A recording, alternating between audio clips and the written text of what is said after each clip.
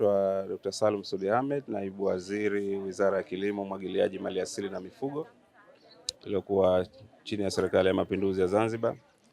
Leo tumefika hapa maeneo ya Kisarawe kwa ajili ya ziara maalumu na kamati yetu ya utalii biashara, ambao hawa ni kamati ambayo inasimamia wizara yetu. Kwa hiyo leo tumekuja kwenye kutembelea shamba la uzalishaji wa kuku wa mayai ambalo shamba hili linamilikiwa na kampuni ya AfriGreen. Hawa ni wadau wenzetu katika kilimo na tuko katika mazungumzo na wao kuona uwezekano wa kuja kuwekeza Zanzibar. Na katika uwekezaji wa Zanzibar utakuwa ni kwenye kuzalisha kuku, lakini vile vile na kuwa na chuo ambacho kitakuwa kinawafundisha wafugaji wetu jinsi ya kuendeleza ufugaji bora wa kuku. Kwa hiyo kwetu sisi kama wizara ni faraja moja kutukubalia kuja katika eneo lao, lakini la pili kamati yetu pia kuridhia kuja kutembelea eneo hili ikiwa ni sehemu ya maeneo ambayo tumewapangia katika ziara hii kuja kutembelea. Kwa hiyo tulioyaona hapa yote tutayachukua na tutakaa na kamati tuone jinsi gani tunaweza kuishauri serikali kuona uwekezaji kama huu ama wa aina kama hii unafanyika Zanzibar. Lakini vile vile tunajua tuna jitihada kubwa zinafanyika na tunamshukuru sana Rais wetu Dr. Hussein Ali Mwinyi katika kushawishi wawekezaji. Tumeona katika sherehe zetu za Mapinduzi tumefungua lile shamba kubwa la Zanbreed upande ule wa Kitope.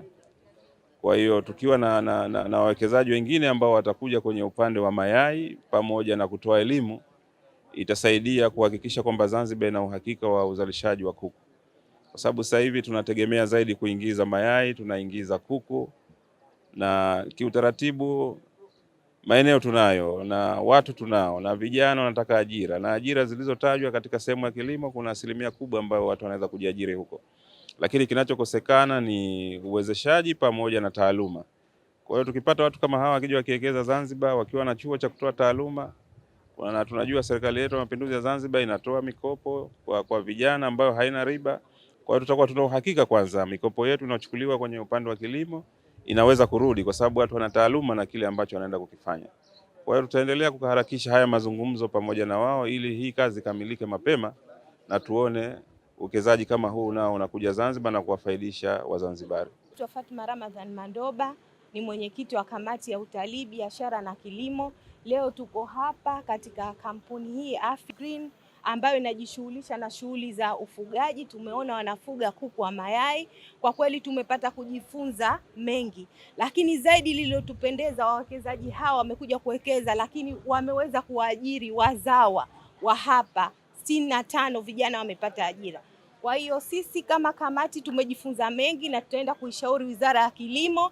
Pia mie kama mwakilishi wa wanawake nitakwenda kushauri makundi ya wanawake ili wajikite sasa katika shughuli hizi za ufugaji ili tuwapatie sasa vijana ajira. Na vijana wetu wengi wamekuwa wakienda kukimbilia kwenye shughuli za utalii, kwenda kufanya upapasi, lakini kumbe kuna shughuli za ufugaji ambazo zinaleta kipato kikubwa.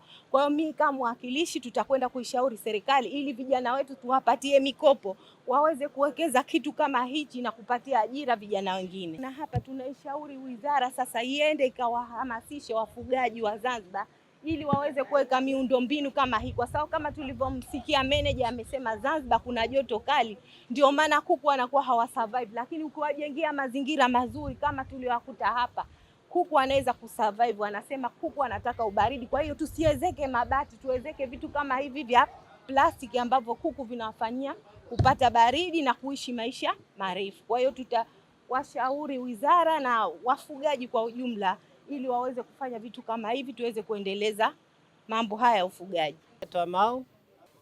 Hapa tuna kuku 50,000 kuku wazazi.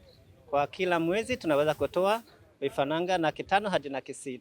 Kwa mwaka tunatoa milioni 6. Kwa fupi soko iko vizuri. Zamani ndo Tanzania hapo tunaingiza vifaranga toka nje ya nchi. Sasa tunajitahidi tuna supply hapo. Pia tuna export hadi Uganda, Kenya, Rwanda, Burundi. Kwa majina ni Frederick Matucha kutoka kampuni ya AfriGreen. Na leo tunashukuru Mungu tumeweza kupokea ugeni kutoka Serikali ya Mapinduzi ya Zanzibar, ujio wa naibu waziri wa Maliasili, Mifugo pamoja na Kilimo.